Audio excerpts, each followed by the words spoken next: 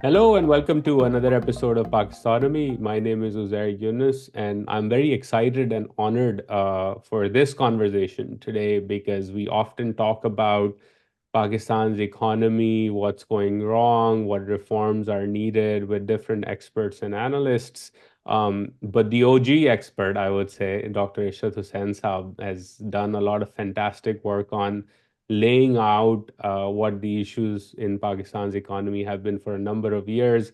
He has a recent and amazing and must-read book called Development Pathways 1947 to 2022, which I particularly love, and I've been slowly making my way through the entirety of the book, is because it compares what Bangladesh did, what India did, and what Pakistan did, and sort of gives this constructive comparison of what Pakistan can learn from two other countries that got independence and were born at the same time, but their development trajectories or pathways, as the book is titled, have diverged significantly. Dr. Saab does not need an introduction for those of you who may not know. He has been the central bank governor of Pakistan's State Bank of Pakistan.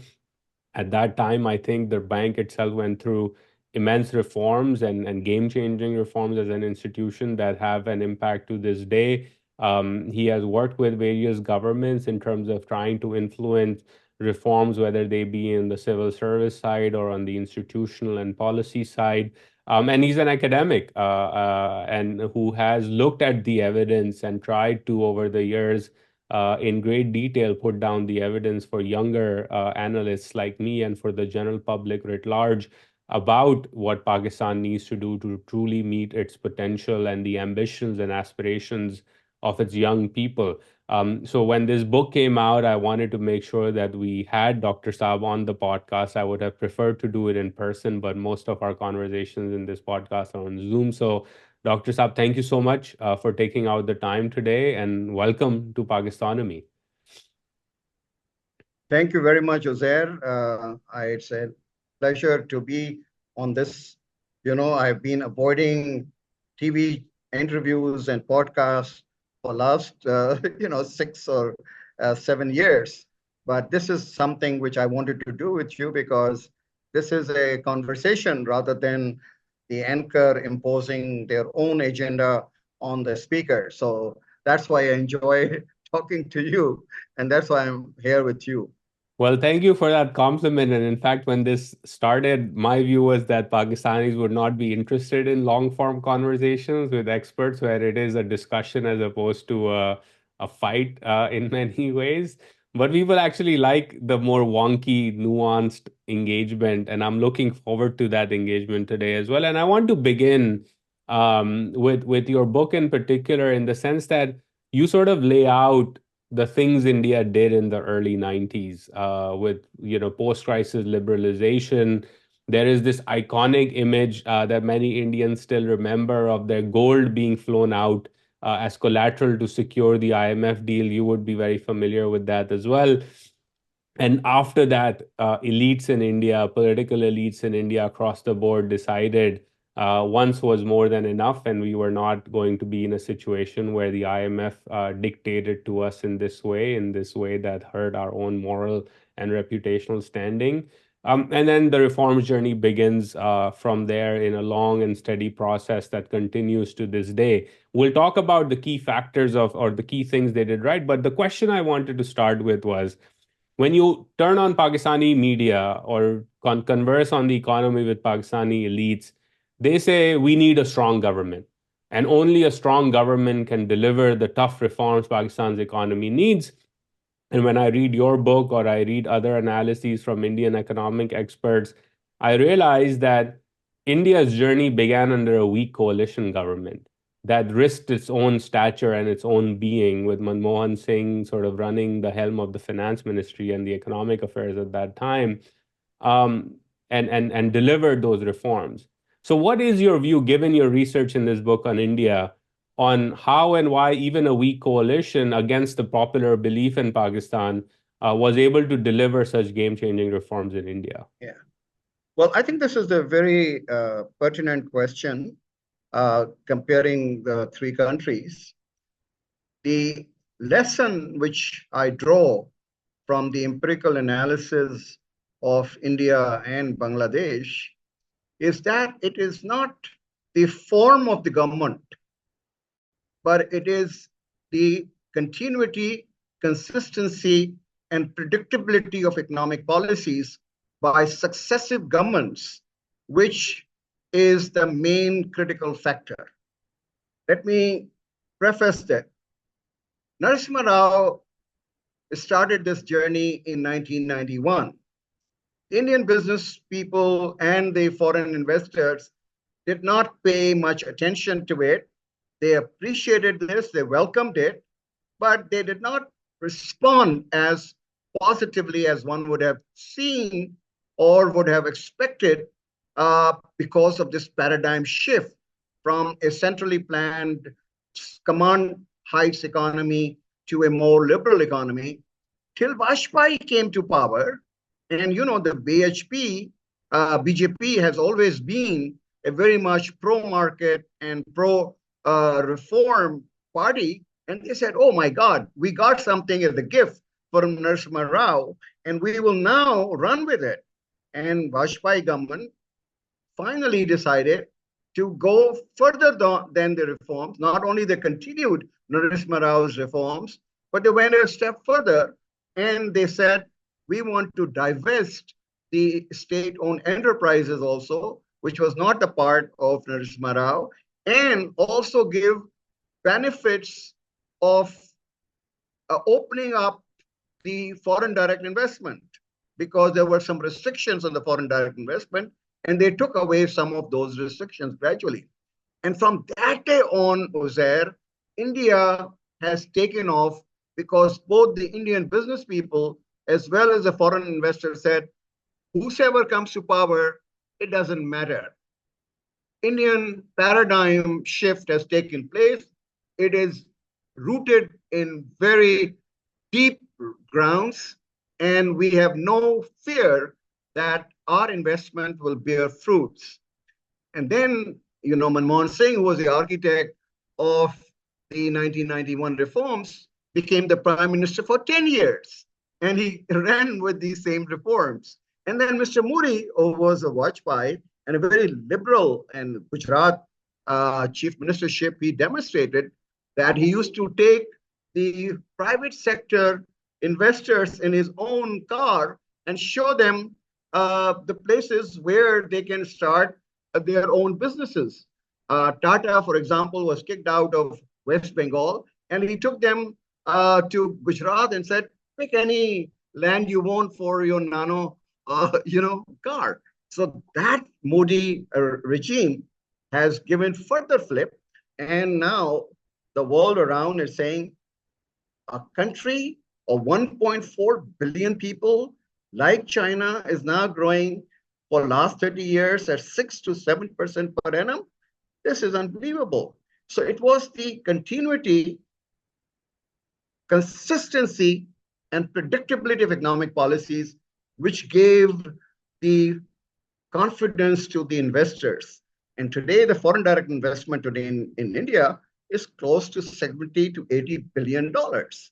And it was a country, I remember when I was in the state bank, we used to get 5 to 6 billion dollars, and India used to get 12 billion dollars, compared to 8 times the Indian economy. Today, they are getting 80 billion dollars. And same story with Bangladesh.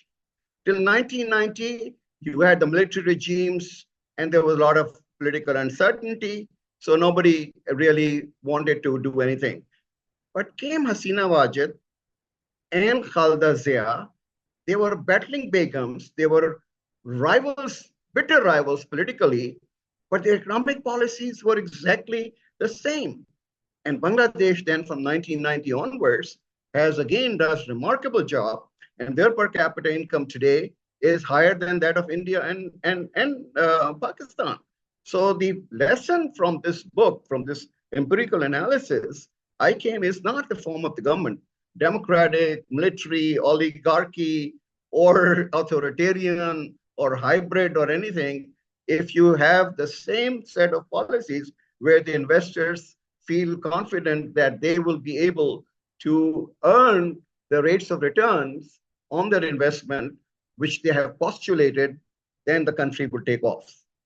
I think that's a very important point. And again, on the Indian case, my analysis of it has been over the last 10 years or so, covering India's economy, its reform journeys on the economic side, etc.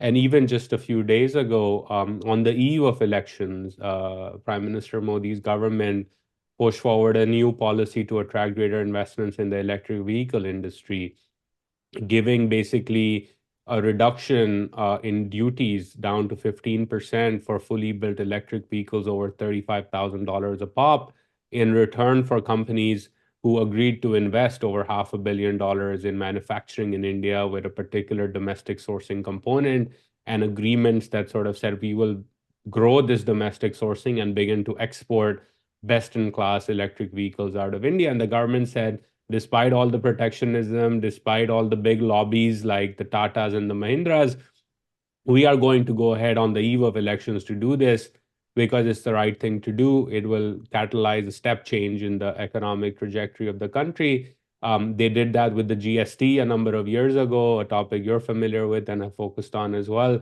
Again, the trading lobby is a very important lobby for the BJP and its voter base, and they finance and fund and organize the party at the grassroots level. But the prime minister and his finance minister decided, no, this was the right thing to do, and India needed a common market, and therefore we are going to do that. My question to you is, on continuity and stuff, isn't there a first step even before that, in the sense that I would argue Pakistan has had policy continuity in the sense that it has been nonsensical policy continuity on obsessions with a stronger currency or on obsessions with trade and non-trade barriers that are reducing consumer surplus and welfare. And perhaps on the Indian and Bangladeshi side, the first step was that they listened to common sense economic experts who sort of said, no, there is a particular pattern in which you can grow your economy and create jobs and grow exports. And in Pakistan, when I look at, I would love your thoughts on, when I look at the last 30 years, basically my lifetime, we have had people like Ishaq Dar in policy making circles one time or the other, or people who are a variation of that mindset in other governments, doing the same nonsensical policy things that have brought us to this crisis that we currently are in. Isn't that the key factor as well? I think I would take you back to the Nawaz Sharif government of 1991-92, when Sartaj Aziz was the finance minister, and the reforms which they introduced, liberalization, deregulation, and privatization, were more severe in their impact as compared to Narasimha Rao's. But what happened? In 2 years, Nawaz Sharif was thrown out, and the economy during 2 years really did extremely well. The foreign investors started coming in, both on the portfolio side as well as the foreign direct investment. And there were privatization. But when the new government came in, they were not willing to give credit to their opponent, and they didn't continue with those policies. They started with their own policies on the IPPs. And therefore, there was a shift in the emphasis from those policies which would have taken at least 8 to 10 years to get roots in the economy, and like India would have produced results. But every 2 years, you have change of the regime. You had 6 prime ministers in the 1990s, and from 1999 to 2024, you had 16 prime ministers. Now And you tell if I me, may interrupt you here, and the point you have made, right, in the book is that you could have that change in prime ministers and governments, but if they continued the policy framework, it would yes, have been fine. exactly. That's what I'm trying to say. That what is the political economy aspect of it? And having worked in the government recently, I can share with you and your viewers, every prime minister is insecure in his job, that if he takes tough economic decisions, which are unpopular, but which are going to have results after 3 or 4 years, he's not plunging into that because he doesn't know whether he will continue after 2 years or not. My hypothesis is, and I may be wrong about it, it's more conjecture rather than hypothesis, that if you had continued with the 2017 government and 2022 government of both Nawaz Sharif and Imran Khan, the economic conditions of Pakistan in 2024 would have been extremely different from what the situation today is. So my argument is that because of the insecurity that they would be chucked out of the office, either extra constitutionally or by some other machinations or political engineering, they don't have the political courage to take those decisions. And you know, as an economist, that tough decisions taken in the year 1, 2, or 3 will have the benefits after 4 and 5. So, from political economy point of view, the party in power can say, look, we made you suffer the pains for the first 3 years, but now the economy is really doing well, and those pains have subsided. You again vote for us, and in the next 5 years, we will try to do better. And as everybody knows, the governance reforms are not coterminous with the electoral cycle. They take more time, at least 10 years, 15 years. So if you have a government which continues in power based on their record and not thrown out because of the political engineering, they can go to the electorate and say, look, we have done a good job. Now you give us another chance. And I can assure you that in 5 years, those deep-rooted reforms on the governance and institutions would have taken place. But that's my hypothesis. That's my conjecture. But if you are insecure and you do not know whether you will have the job tomorrow or not, or a vote of no confidence is being manufactured against you, or some judicial decision making is going, even you and I would not hesitate to plunge into that kind of policy making. Yeah, I think that's a very important point, right? I mean, I'm living here in the United States in the post-Trump era. I've lived here since the Barack Obama era. And there's a pattern even to American economic reforms is the first 18 months is the opening for the Yeah, president to do what he or she wants to achieve. right, And then it's about delivering and then going to the polls in year 3 and 4 and saying momentum is there, continue the right. job. This is what we've done. And this is what even Joe Biden right now is beginning to argue with the American people that inflation is down. You know, my own home upstairs, I now have solar in part because of his policies, right? And I have tax credits that are improving efficiency in my home. And his argument to me will be, I delivered that for you. You are Yeah. saving real money. Let's continue the job and not turn the system around because Donald Trump is going to be irrational, unpredictable, blah, blah, blah. And I think one example, sort of, when as you were speaking, that came to my mind of the benefits of continuity in the Pakistani example is sort of the Benazir Income Support Program, and then now Yeah. what is called ESAS. That when it was formed, there was a lot of criticism by the PMLN and then the PTI. But when they came to power, they thankfully and rightfully expanded it. The PMLN gave it more funding. The PTI tried to put a step change in the program, labeling it ESAS. We can debate about whether they should have changed the name or not. Different question. But they took it to the next level in COVID Yes. and post-COVID environment, and we see the fruits of that. This is a huge and a very important program for the poorest of the poor in Pakistan. And kudos to all three parties for continuing. So we have evidence of what good reform and a consistent policy posture can do. Um, the question I had, you alluded to, and I want to clearly draw that out as well, is they are insecure.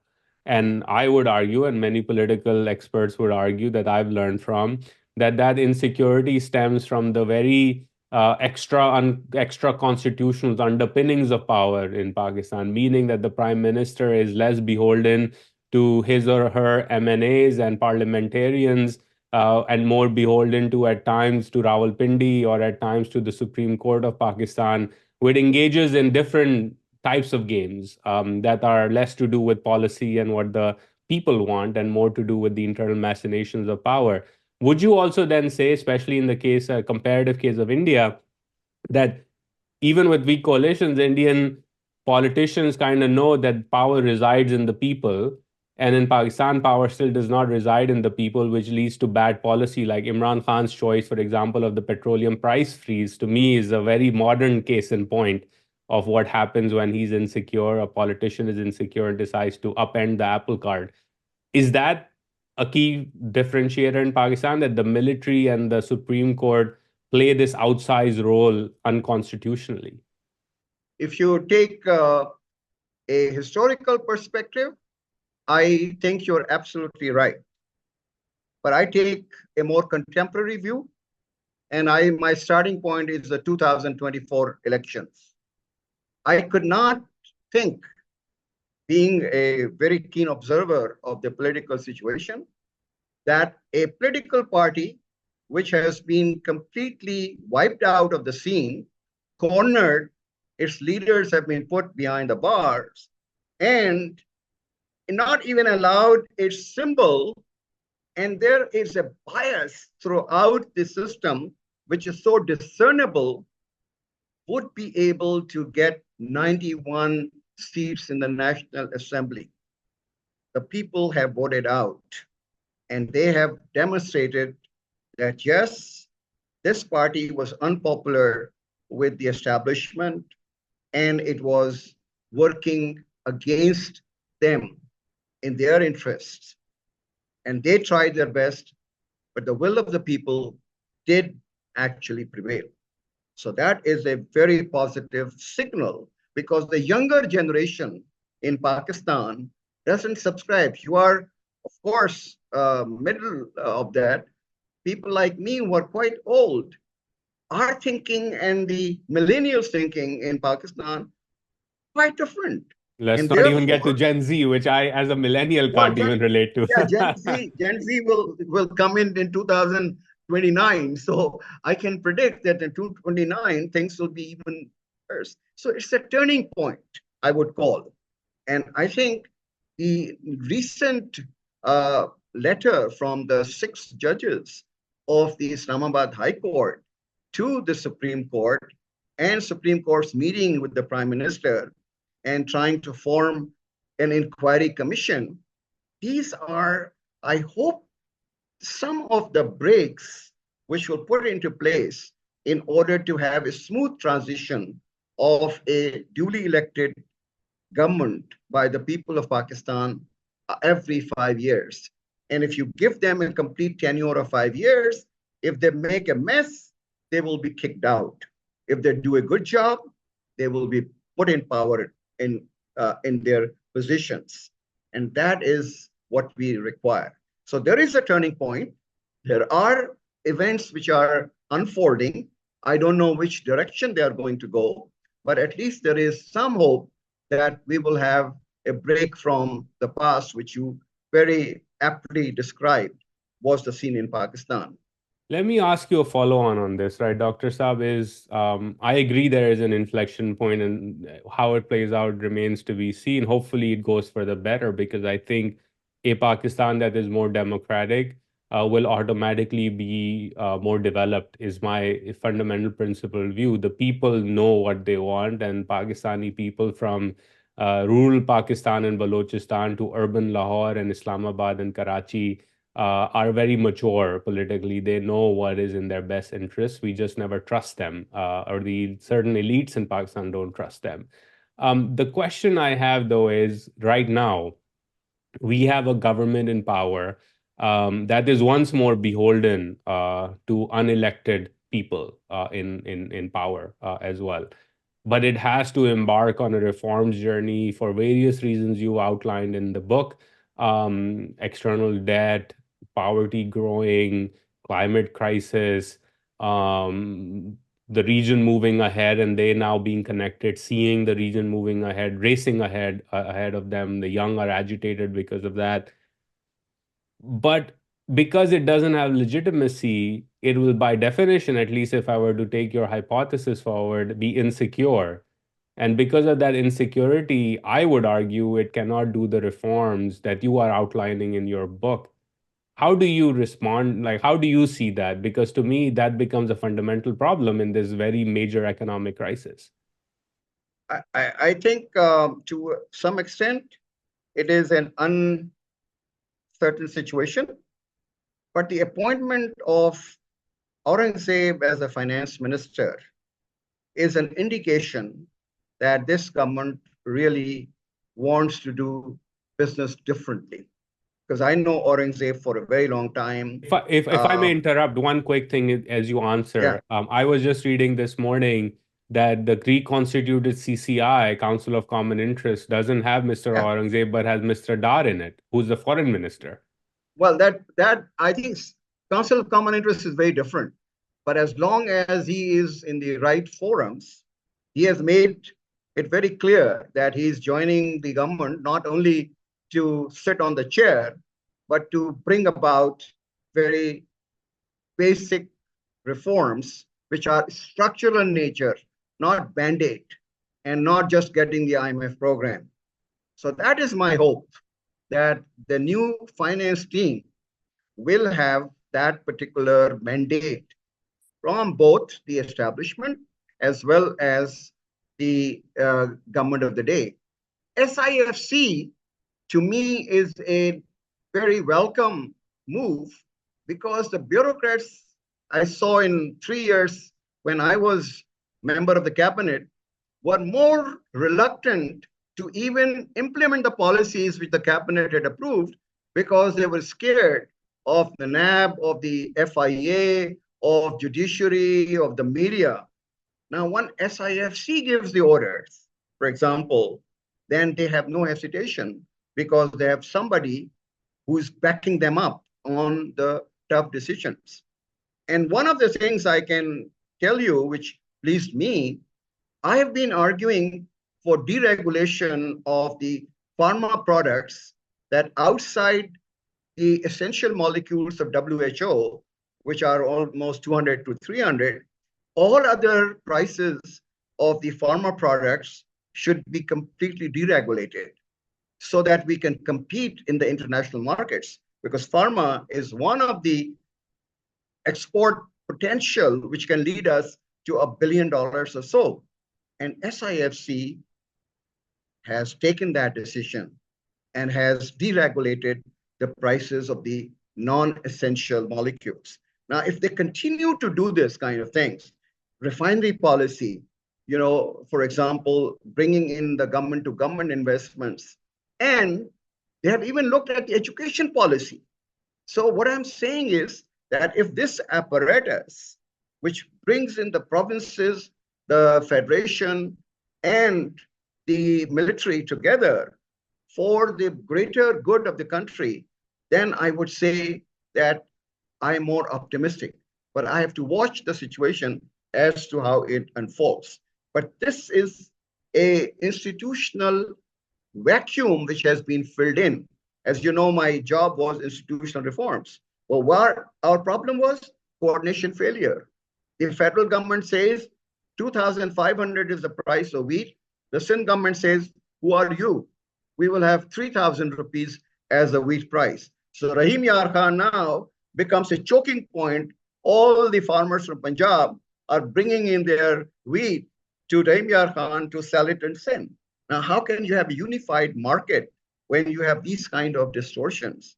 Because this was part of the coordination failure. We didn't have any institutional mechanism whereby we could bring the provinces and the federation together. So if SIFC is able to do that, then I'm quite hopeful. With the new finance team, with Shehbaz Sharif, who is a reformer, and I've seen him in Punjab, and I've given him credit in my last book, Governing the Ungovernable, for getting things done. He's a doer. So if Shehbaz Sharif is given a free hand, and the finance team is competent right now, and you have the SIFC, this combination, I think, is going to create a more benign environment for the implementation of the reforms. That is my expectation. How far this is going to happen or not, I cannot predict. But at least this is my beginning point.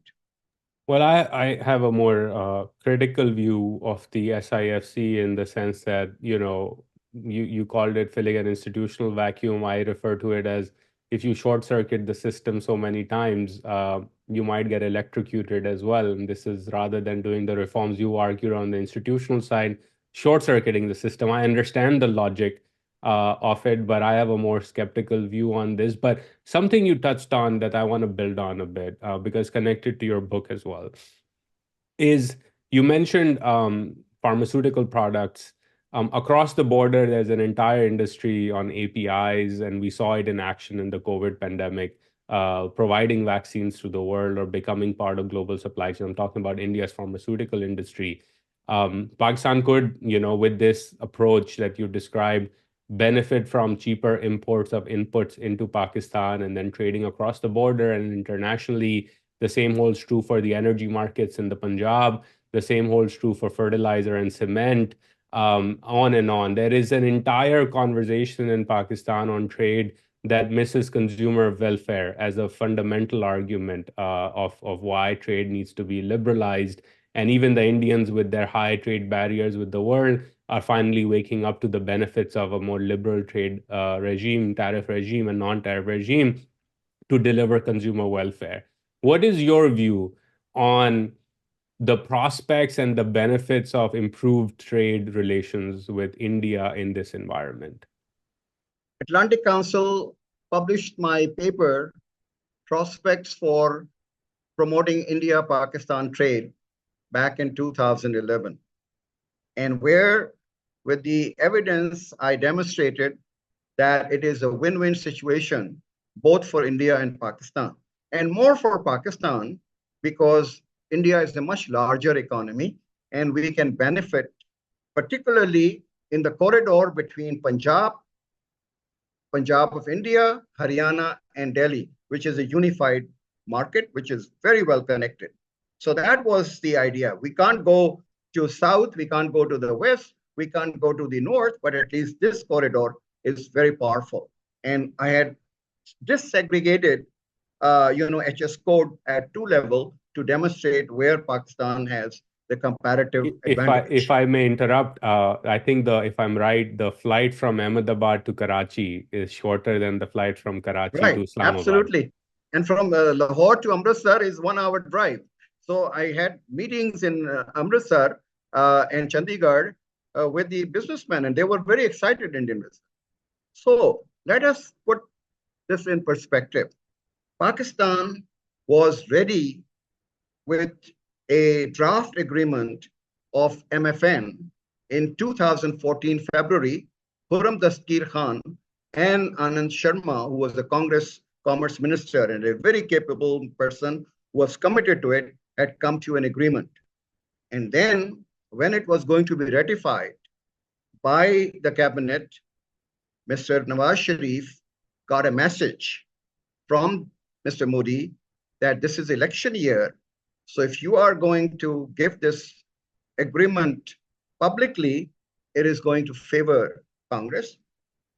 Wait till we come to power and we will implement this accord.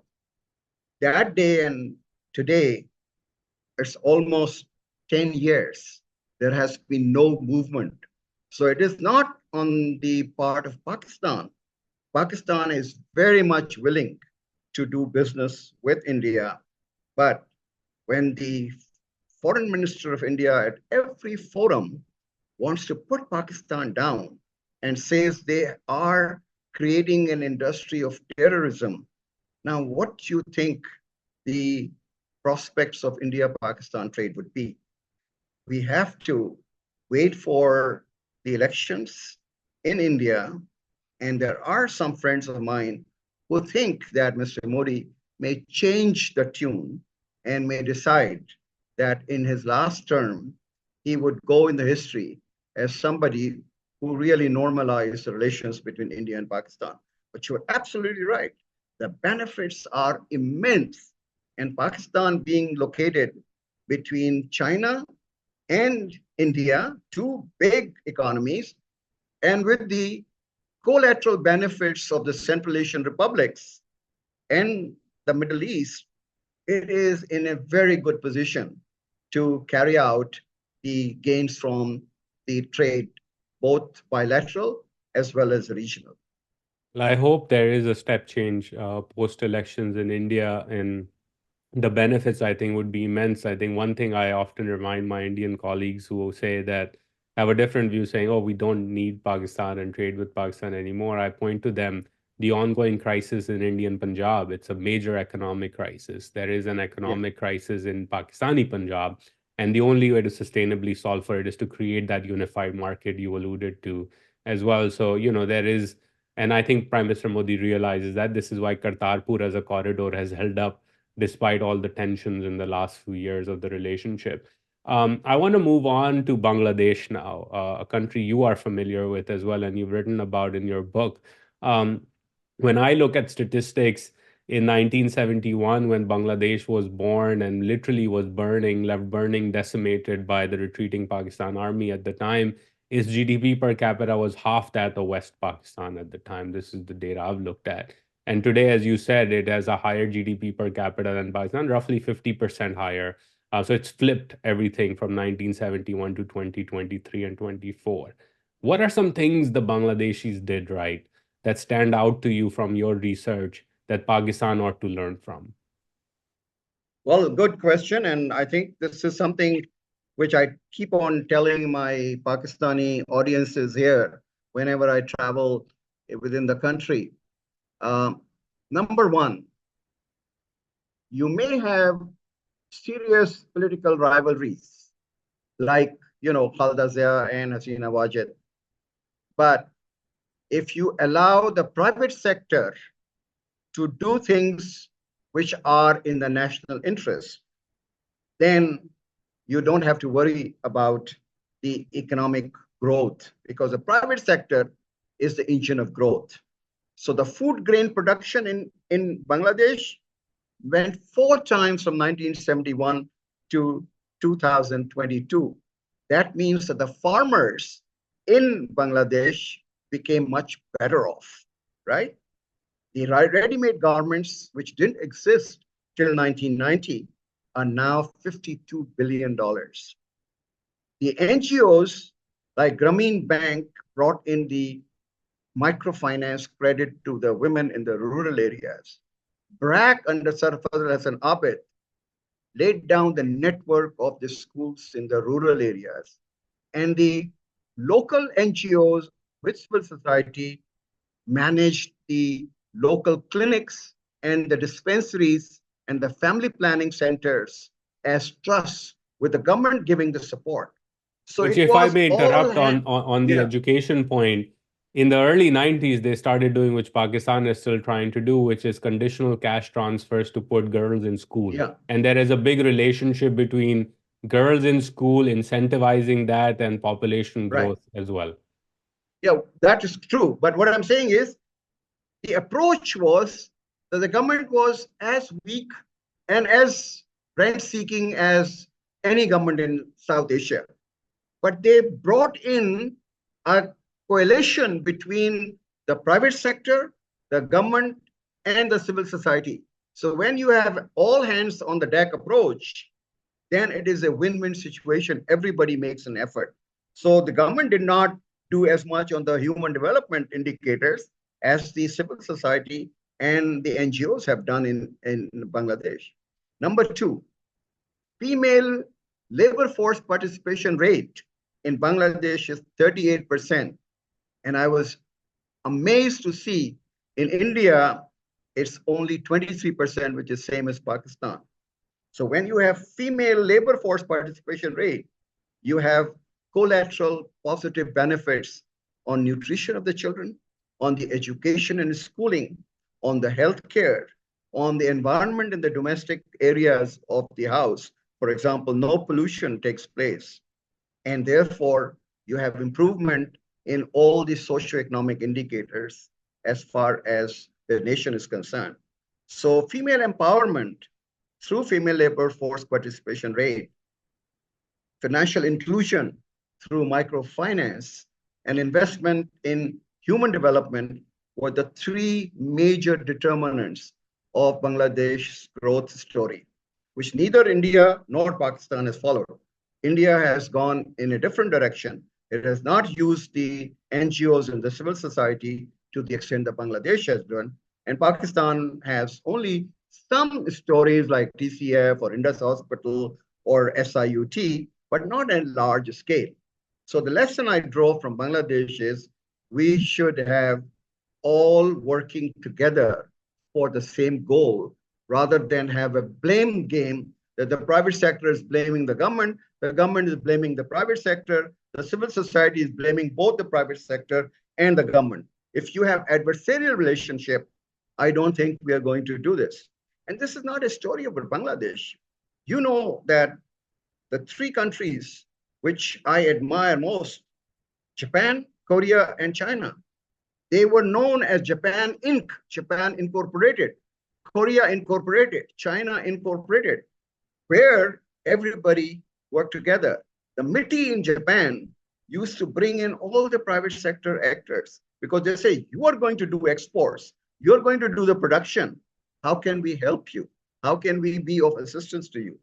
Unless we have this collaboration and working together between the three segments of the society, government, markets, and the NGOs, I don't think things will improve. The other question, Dr. Saba, I had was, and again, I did some research in for a book chapter edited by Ambassador Malia Lodi in the latest Oxford book called Search for Stability. I looked at the role of the military Inc. You refer to Japan Inc. or Korea Inc. or China Inc. And my conclusion in that research was that it's a fundamentally distortionary player in the broader economy. The UNDP refers to it as the largest business conglomerate in Pakistan, but they are exempt from certain types of taxes. There are institutional ways in which they distort the market, in my view. And that really is a big challenge for the broader economy, the role of the private sector, deregulation, etc. What is your view on the ways Well, in if which, well, let me finish, on the ways yeah, in which military needs to be reformed? Because I wrote this piece some time ago on Nikkei Asia asking for military 2.0, a more reform-oriented approach. I still get hate over it as like an apologist for the military industrial complex. My view was different, but I would love your thoughts on like how do we reform this big, well, gigantic conglomerate? I think this is the popular theme which you have just pointed out. But if you go to the chapter on military in governing the ungovernable, because this is an area of your interest, I have got empirical evidence for the entire Army Welfare Trust, Fauji Foundation, Shaheen Foundation, Beria Foundation, all the commercial enterprises. And every one of the enterprise is actually paying taxes. They are not actually tax exempt. The foundations are exempt. And the foundations use the profits from these companies for a complete network of institutions like educational and health clinics, dispensaries for the sipais and for the lower ranks. So it's a welfare institution which is serving 7% of your population. The 4.5% is the total market cap of all the listed companies. Fauji Fertilizer, Fauji bin Qasim, Askari Cement, Askari Bank. I aggregated all of them. So it's only 4.5% compared to Angro, compared to Tabbas, compared to Manshas, compared to others. It is not that significant. And they are using the money in order to spend on welfare, which the government would have to do it. So I think there's a lot of misunderstanding. Where I had problem, which I have narrated in my own analysis, is that the role of FWO and NLC, who are given preferential treatment and who are not actually helping the construction industry in Pakistan to take off. The private sector is not really at the same level playing field as the FWO or NLC. And I argue that they should be given the same benefits and same privileges as the other private sector. Let them compete. If they win the contracts, but they should not have an advantage. So these are two organizations which I take to task for not being on the same level playing field. But others are not. You have fertilizer, you have Angro is a big player, Fatma is a big player, Fuji is a big player. So there's a competitive market there. So there's not monopoly or oligopoly of Fujis. So that's my view. And I've documented that. What I'm saying to you is in the chapter on the military, where is the military enterprises. I would refer you to see that. Got it. Last question, Dr. Zad. This has been a wonderful conversation.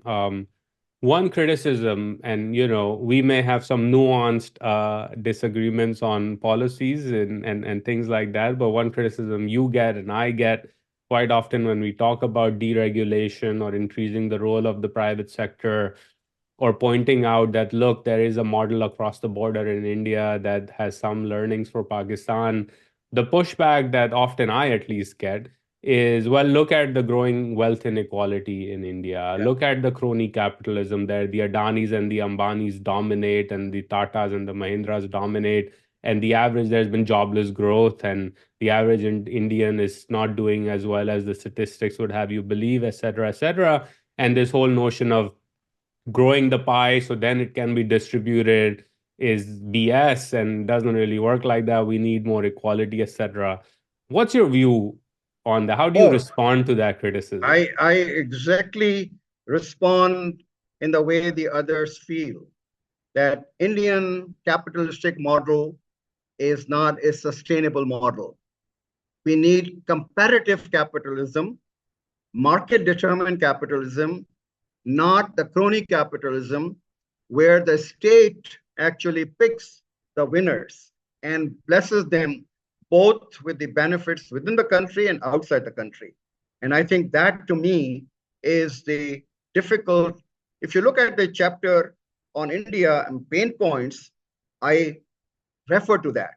I'm very fond of the southern states of India. The 5 states of India are not doing crony capitalism. They are competing in international markets. They are going into those areas where there is a demand internationally. They are entrepreneurs. They are IT unicorns, and they are not touched by the crony capitalism. It is only in the northern part of India. And northern parts, per capita incomes are more close to Africa as compared to the southern, which are closer to East Asia.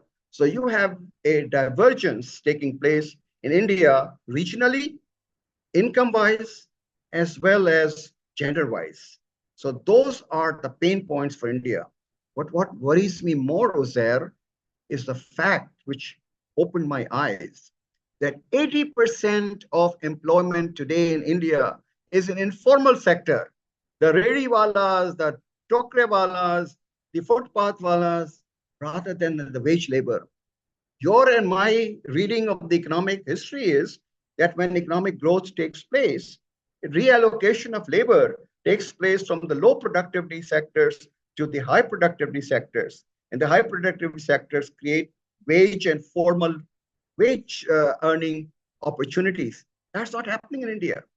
They are going to add 12 million people every year in the labor force. It's a youthful population.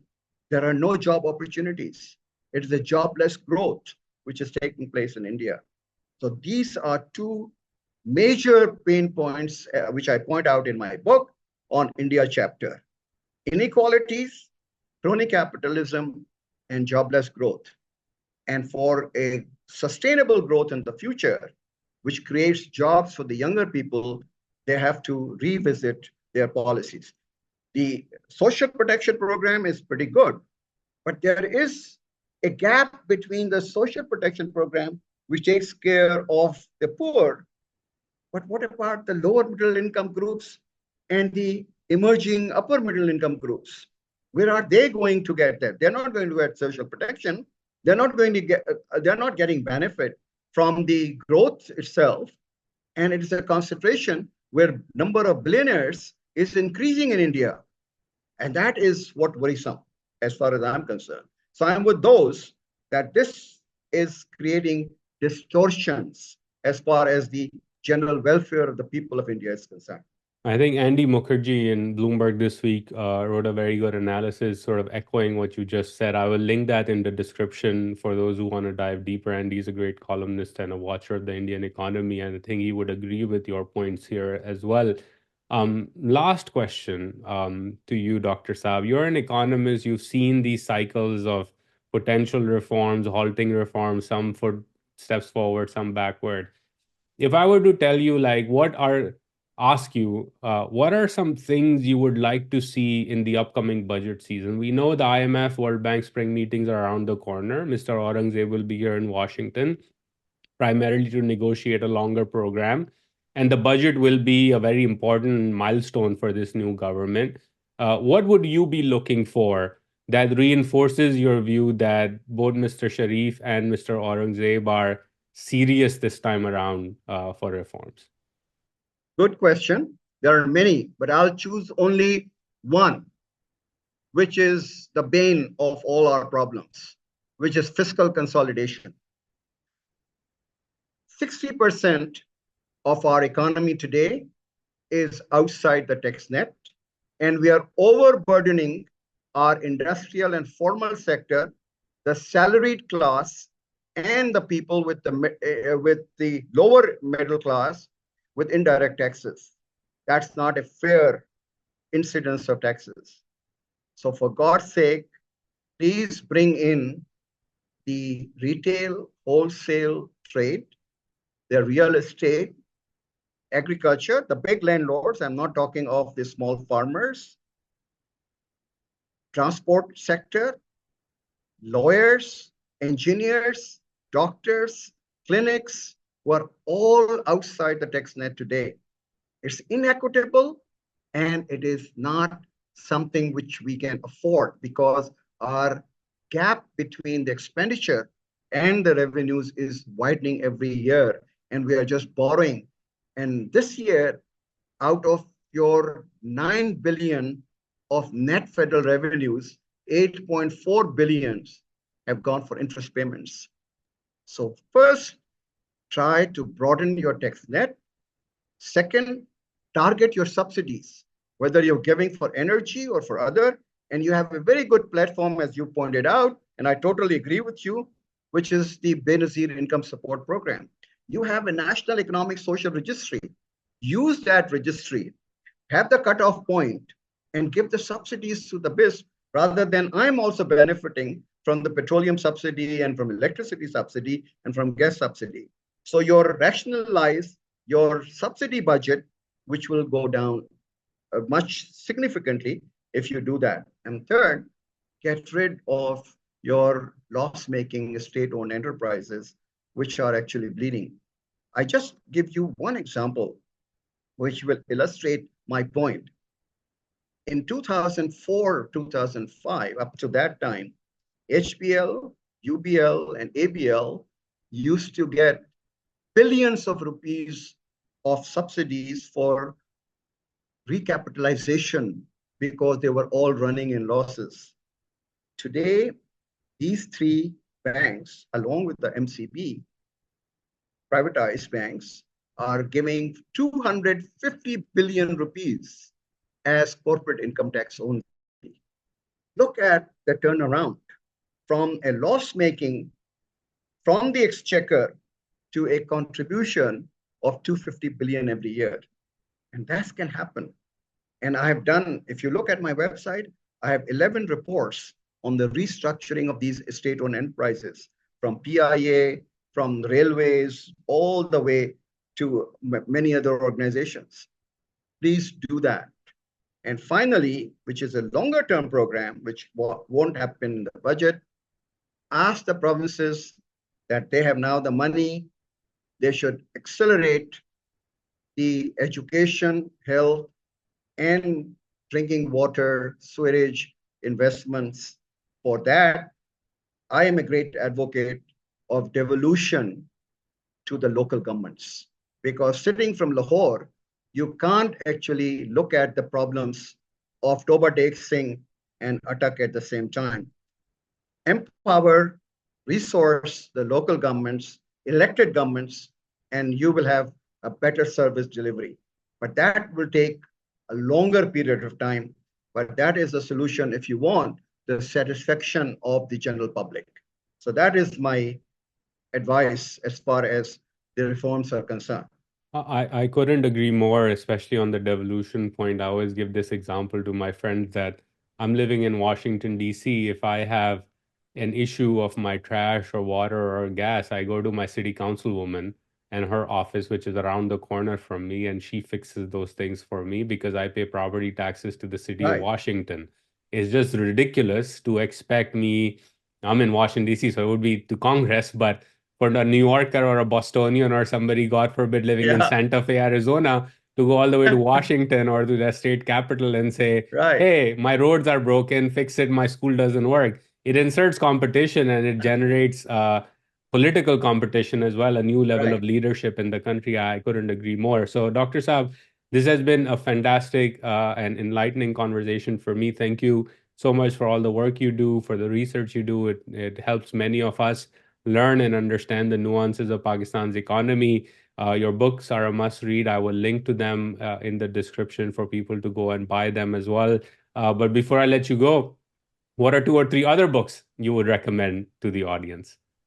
Well, I think what you just mentioned, I've got a chapter also in Malia Lodi's latest book, which is a volume of people who are really the thought leaders in Pakistan and who have contributed, in different ways. So I would recommend that book very much to our audience. By the way, reading has become an extinct species as far as Pakistan is concerned. People really don't read books. When I used to go to India and I used to ask the publishers as to what is your first print order, they would say, oh, 100,000. And because Oxford has published my four books, so I used to ask them, what is your first print order? They will say 1,000. I So think you that can that see the explains that explains comparison. a lot of the problem here as well. Here you can see the difference between the book readership and in today's day of TikTok and Twitter and Instagram, the span of attention today is not for long podcasts or for reading the books.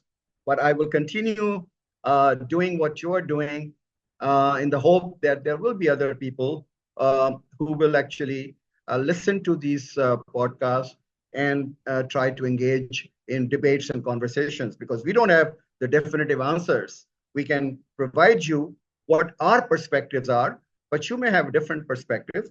And the truth comes out when there is a contestation between the different ideas.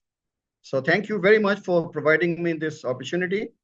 And I hope that we will have this conversation sometime again.